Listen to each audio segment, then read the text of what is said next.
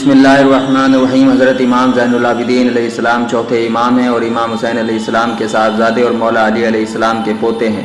آپ کی والدہ جناب شہر بانو سلام اللہ علیہ ہیں۔ آپ اپنے آباء و اجداد کی طرح معصوم، علم زمانہ اور افضل کائنات تھے۔ علماء اسلام کا قول ہے کہ آپ علم، زہد اور عبادت میں امام حسین علیہ السلام کی جیتی جاتی تصویر تھے۔ امام زین العابدین علیہ السلام 15 جمادی الثانی 38 ہجری بروز جمعہ بمقام مدینہ شریف میں پیدا ہوئے۔ آپ کی ولادت کے بعد آپ کی والدہ محترمہ 40 دن کے اندر ہی وفات پا گئی۔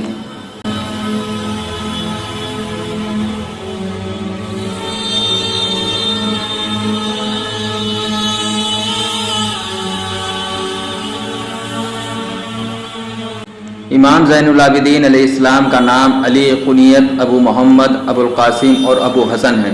آپ کے القاب بے شمار ہیں، جن میں زین العابدین، سید الساجدین، سجاد، عابد اور ذوالذقنات وغیرہ زیادہ مشہور ہیں۔ زین العابدین علیہ السلام کے لقب کے بارے میں علماء کا بیان ہے کہ ایک شب آپ نماز تہجد میں مشغول تھے کہ شیطان جانور کی بھیس میں سامنے آیا اور امام زین العابدین کے پاؤں مبارک کا انگوٹھا منہ میں رکھ کر چبانا شروع کیا، لیکن آپ کی عبادت میں دخل نہ دے سکا۔ یہاں تک کہ جب نماز تمام ہوئی تو آپ نے اس ملعون کے منہ پر ایک تماچا جڑ دیا اور لعنت کے عصا سے اسے دور بھگا دیا۔ اس وقت غیب سے 3 صدائیں آئیں، انت زین العابدین، یعنی بے شک آپ عبادت گزاروں کی زینت ہیں۔ اسی وقت سے آپ کا لقب زین العابدین ہوا۔ تفسیر اسلام صفحہ 745 میں ہے کہ شیطان کے 10 سر تھے، اس کی آنکھیں انگاروں کی طرح سرخ اور دانت آرے کی دھار کی طرح تیز تھے، اور وہ مصلی کے قریب سے زمین پھاڑ کر برآمد ہوا تھا۔ امام ذہبی رحمۃ اللہ علیہ نے فرمایا کہ امام زین العابدین کو سجاد اس لیے کہا جاتا ہے کہ آپ ہر عمل صالح کے بعد سجدہ کیا کرتے تھے، جس کی وجہ سے آپ کی پیشانی پر گڈھے پڑ جاتے تھے جنہیں سال میں کئی بار کٹوانا پڑتا تھا۔ اسی طرح آپ کا لقب سجاد اور ذوالذقنات ہوا۔ آپ حسن و جمال میں بھی اپنی مثال آپ تھے۔ نور، کشش اور دبدبے کا یہ حال تھا کہ جو شخص بھی آپ کو ایک نظر دیکھ لیتا وہ آپ کا احترام کرنے کے لیے مجبور ہو جاتا۔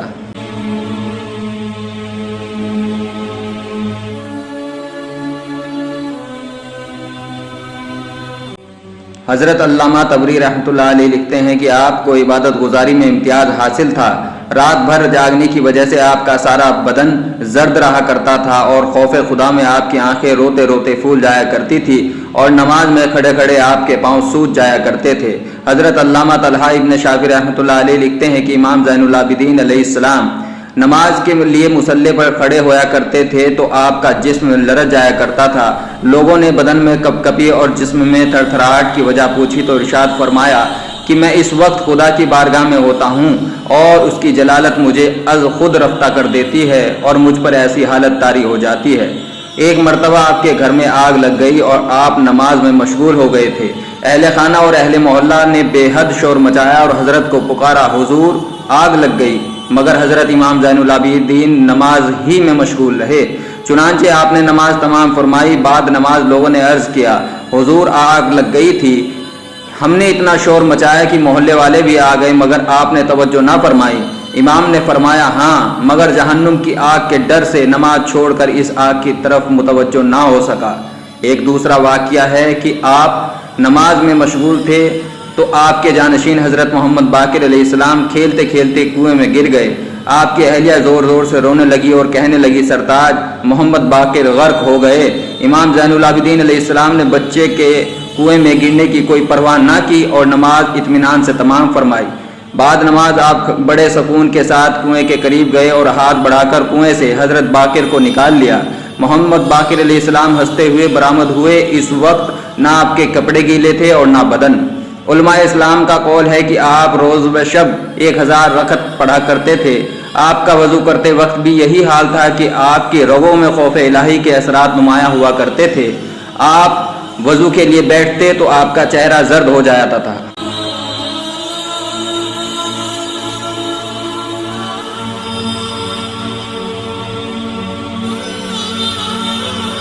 واقعہ ہررا مستند تواریخ میں ہے کہ کربلا میں بے گناہ قتل نے اسلام میں ایک تہلکہ ڈال دیا۔ خصوصاً ایران میں ایک قوی جوش پیدا کر دیا جس نے بعد میں بنو عباس کو بنو امیہ کے غارت کرنے میں بڑی مدد دی۔ یزید لعین شراب پیتا اور دین کو پیٹ پیچھے ڈال چکا تھا، بہن بیٹی سے نکاح کرتا تھا اور کتوں سے کھیلتا تھا۔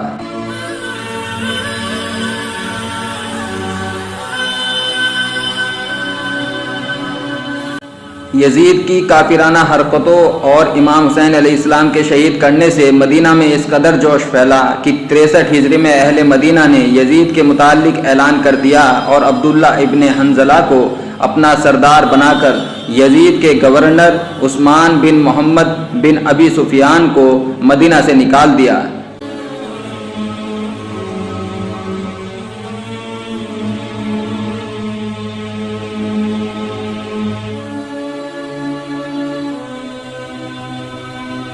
یزید لعین نے مسلم بن عقبہ کو، جو خون ریزی کی کثرت کے سبب مصروف کے نام سے مشہور ہے، فوج کثیر دے کر اہل مدینہ کے لیے روانہ کیا۔ اہل مدینہ نے مقام حرہ میں یزیدیوں کا مقابلہ کیا۔ گھمسان جنگ ہوئی، مسلمانوں کی تعداد یزیدیوں سے کم تھی، باوجود اس کے اہل مدینہ نے داد مردانگی دکھائی مگر آخری میں شکست پائی۔ مدینہ کے بہادر رسول اللہ صلی اللہ تعالیٰ علیہ وآلہ وسلم کے بڑے بڑے صحابی، انصار، مہاجرین اس ہنگامہ آفت میں شہید ہوئے۔ یزیدی شہر میں گھس گئے، مدینہ میں جو مزارات تعمیر تھے انہیں مسوار کر دیا، ہزاروں عورتوں سے زناکاری کی، شہر مدینہ کو لوٹ لیا۔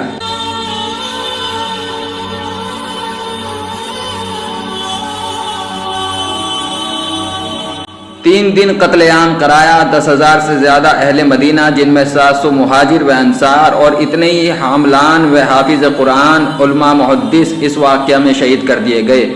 ہزاروں لڑکے لڑکیاں غلام بنائے گئے اور باقی لوگوں سے یزید کی بیعت لی گئی۔ مسجد نبوی میں گھوڑے بندھوائے گئے، یہاں تک کہ گھوڑوں کی لید کے انبار لگ گئے۔ یہ واقعہ جو تاریخ میں واقعہ حرہ کے نام سے مشہور ہے، 27 ذوالحجہ یا 28 ذوالحجہ کو ہوا تھا۔ اس واقعے پر مولوی امیر رحمۃ اللہ علیہ لکھتے ہیں کہ کفر و بت پرستی نے پھر غلبہ پایا۔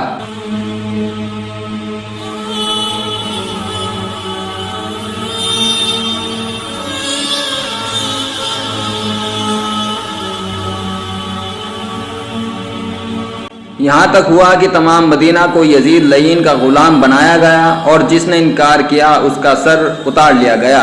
ان میں صرف 2 آدمی بچے، امام زین العابدین بن حسین علیہ السلام اور علی بن عبداللہ ابن عباس علیہ السلام۔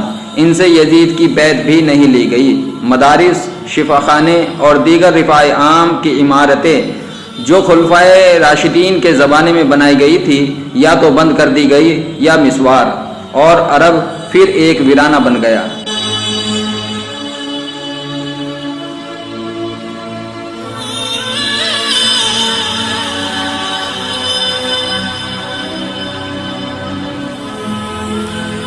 واقعہ حرہ اور امام زین العابدین علیہ السلام۔ تواریخ سے معلوم ہوتا ہے کہ امام زین العابدین علیہ السلام ایک چھوٹی سی جگہ تھی جہاں کھیتی باڑی ہوا کرتی تھی۔ واقعہ حرہ کے موقع پر آپ شہر سے نکل کر اس گاؤں میں چلے گئے تھے۔ یہ گاؤں وہی جگہ ہے جہاں مولائے کائنات حضرت علی علیہ السلام خلیفہ حضرت عثمان رضی اللہ تعالی عنہ کے دور میں قیام تھے۔ دلیلیں: تاریخ اسلام جلد 1 صفحہ 36، تاریخ ابو الفدا جلد 1 صفحہ 191، تاریخ فخری صفحہ 86، تاریخ کامل جلد 4 صفحہ 49، سوائق محرکہ صفحہ 132، عقد فرید جلد 2 صفحہ 216، شواہد النبوت، دمعہ ثاقبہ، نور الابصار وغیرہ۔ پلیز لائک اینڈ سبسکرائب شان اہل بیت علیہ السلام۔